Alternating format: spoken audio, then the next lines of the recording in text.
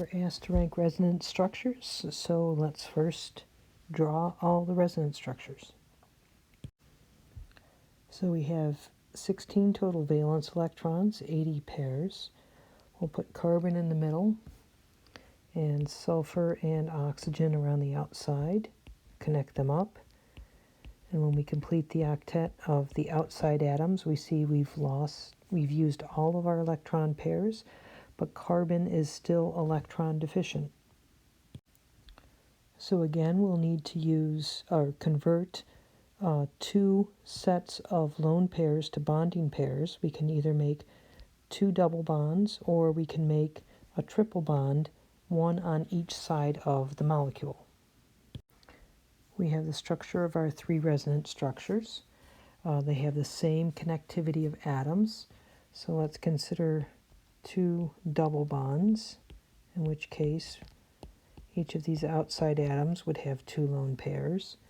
We can do a triple bond here, in which case we have a single lone pair on the sulfur and three lone pairs on the oxygen. And a triple bond between the carbon and the oxygen means one lone pair on the oxygen and three on the sulfur.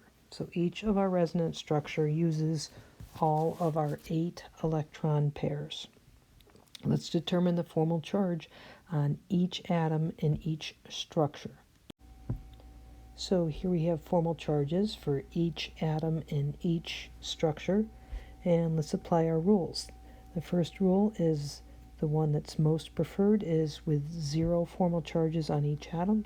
That's structure 1. To determine between the next best between 2 and 3, we look to see where the -1 charge is. On structure 2, we see the -1 charge associated with the oxygen. In structure 3, the -1 charge is associated with the sulfur. So structure 2 has the -1 on the more electronegative atom. It is the next best. And that leaves 3 as the worst of these 3 and the one that contributes least to the resonance hybrid.